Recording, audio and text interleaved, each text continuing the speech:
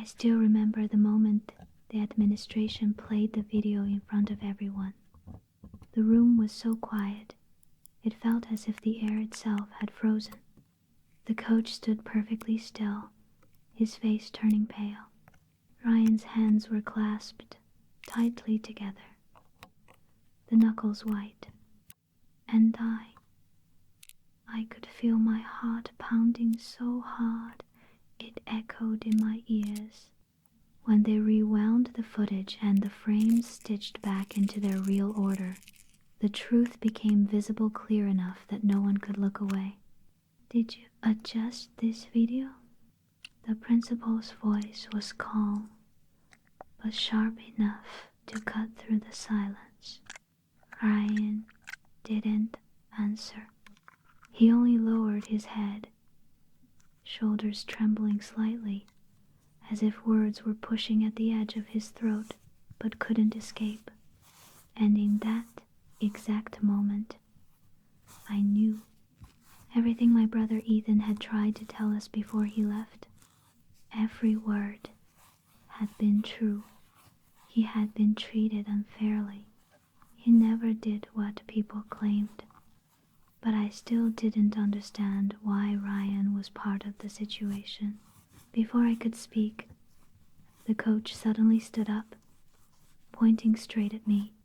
"She didn't come to this school to learn. She has her own agenda. Don't believe anything she says." Everyone turned toward me confused, tense, unsure. I tightened my grip on my phone. I always knew this moment would come sooner or later. The moment when the secret I carried for months might be torn open in an instant. And everything that led us here began 3 months earlier. I still remember the moment the administration played the video in front of everyone. The room was so quiet, it felt as if the air itself had frozen. The coach stood perfectly still, his face turning pale. Ryan's hands were clasped tightly together, the knuckles white, and I could feel my heart pounding so hard it echoed in my ears. When they rewound the footage and the frames stitched back into their real order, the truth became visible clear enough that no one could look away. "Did you adjust this video?" The principal's voice was calm, but sharp enough to cut through the silence. Ryan didn't answer. He only lowered his head, shoulders trembling slightly, as if words were pushing at the edge of his throat but couldn't escape. And in that exact moment, I knew everything my brother Ethan had tried to tell us before he left. Every word had been true. He had been treated unfairly. He never did what people claimed. But I still didn't understand why Ryan was part of the situation. Before I could speak, the coach suddenly stood up, pointing straight at me. "She didn't come to this school to learn. She has her own agenda. Don't believe anything she says." Everyone turned toward me confused, tense, unsure. I tightened my grip on my phone. I always knew this moment would come sooner or later. The moment when the secret I carried for months might be torn open in an instant. And everything that led us here began 3 months earlier. It was Ethan, a quiet classmate, thoughtful and observant, who noticed I was digging into events from last year. One evening, he handed me a small USB drive. "You're looking for answers, right? Then watch this." I plugged it into my laptop.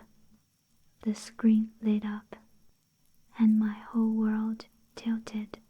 The video showed the coach speaking to Ryan in a hallway, not angrily, but with a pressure that felt heavy even through the screen. "You know what you need to do. want you to stay close to her. You're the captain. Keep everything looking good for the school." Ryan replied in a shaky voice. "I don't want to mislead her. This isn't up for debate." Then the line that froze my blood. "Remember last year? Remember how things could have gone differently if you hadn't cooperated? Don't make me remind you. Last year, that meant my brother's case. I closed the laptop. I couldn't breathe. Ryan wasn't a villain. He was caught in the middle. And I had fallen for someone who was trapped just like Ethan had been." The administration meeting happened the next morning. I sat across from Ryan. Ethan stood beside me. The coach remained near the back wall, arms crossed, attempting to stay composed. The video played. Every word, every expression, every truth they tried to bury. When it ended, the principal asked gently, "Ryan, why didn't you tell us?" Ryan covered his face with both hands. He didn't sob. He just sat there, overwhelmed. I didn't know what to do. I didn't want anyone to get hurt. I thought if I stayed quiet, things would get better. The coach reacted instantly. "She's manipulating all of you. She came here with a plan. She's trying to destroy this team." I stood up calmly. "I came here because my brother was treated unfairly, and I'm not leaving without the truth." No one spoke after that. There was nothing left to deny. The coach was removed from his position. Ryan faced disciplinary action for involvement, even if unintentional. And the school's reputation took a hit it couldn't hide. When the meeting ended, I walked out of the building with my head spinning. Ryan followed me outside. "Lena, I'm sorry. I never meant to hurt you. I never meant to mislead you. I just didn't know how to step out of the situation." I looked at him for a long time. Ryan had made mistakes, but he had also been cornered, pressured, trapped by loyalty and fear. "I believe you," I finally said, "but belief doesn't erase the pain. Give me time. That's all I need." Ryan didn't argue. He didn't try to make excuses. He just nodded, eyes soft and tired, grateful but hurting. A few steps away, Ethan stood watching us.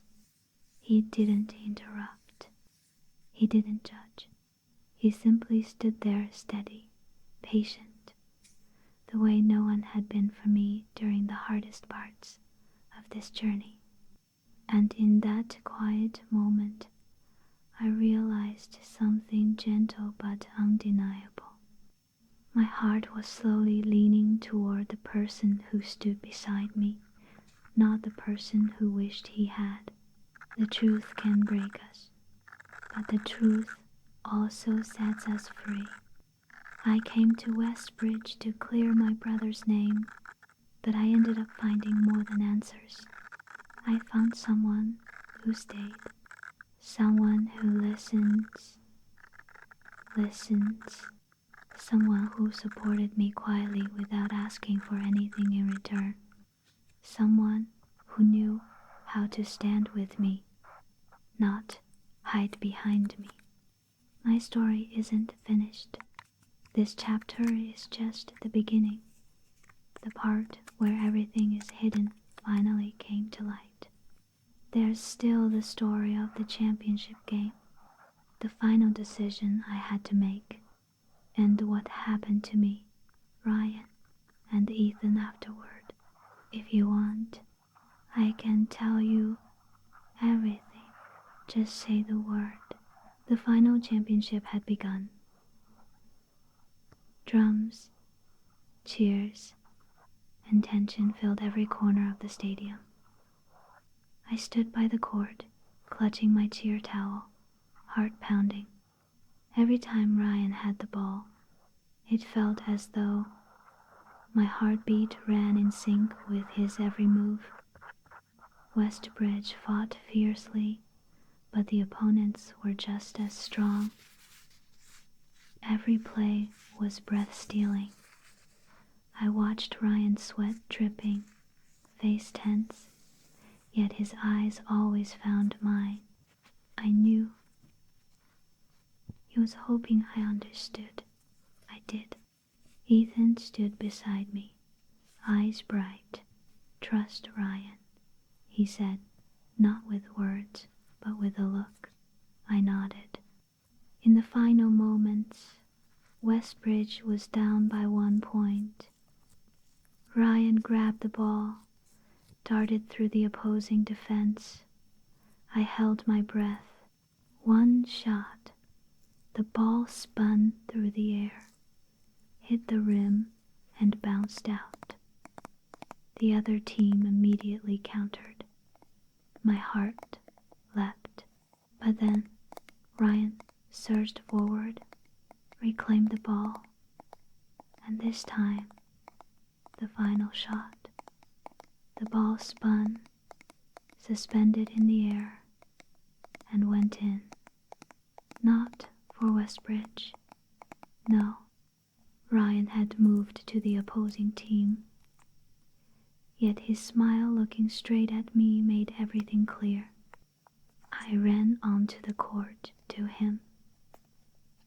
You chose right, I said. No explanation needed. We understood each other. Ethan stood behind, smiling, placing a hand on my shoulder. Your brother would be proud. You did the right thing. I smiled, a feeling of relief washing over me. In that moment, I realized life isn't about jerseys, victories, or losses. It's about the choices of the heart. And I had chosen the right person, the right feelings, the right path. After the final game, everything slowly settled down. The stadium was empty now, only the echo of footsteps resonating through the hallways. Ryan and I walked together, Ethan close behind. We didn't need many words. Everything had been understood. But I kept thinking, from now on, we'd have to learn to live with the truth and build our own futures. Ryan chose to leave the old team, starting fresh, away from past pressures. I cheered for him, not just as his partner, but as someone who truly understood the courage he had hidden all this time. Ethan, after all the hardships, found peace. He decided to focus on himself, pursuing the dreams he had put aside. And I realized I could move forward, no longer weighed down by the shadows of the past. We promised each other, whatever challenges lay ahead, we would stand together. Ryan and I would seek the future hand in hand, and Ethan, he would always be our steady anchor. That day, I understood. Justice for the past is important, but love and trust in the present and future are even more precious. We would move forward together in our own way, and no one would be left behind. And that's the future for me, for Ryan, and for Ethan. None of us are walking alone anymore. No one is carrying old shadows.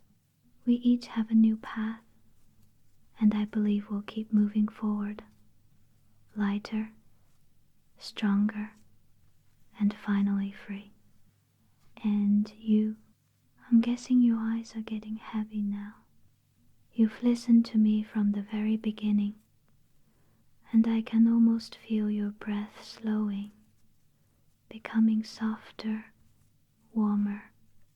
If you're still awake, let your eyelids fall just a little. If you're already asleep, that's perfect. You deserve a deep, peaceful rest. Now, I'm going to stay quiet for a while. I'll finish the last touches of your makeup, the softest, gentlest strokes. Just stay still and let your breath guide you into a deeper sleep. Have a wonderful rest. I'm right here, and you're safe to fall asleep now.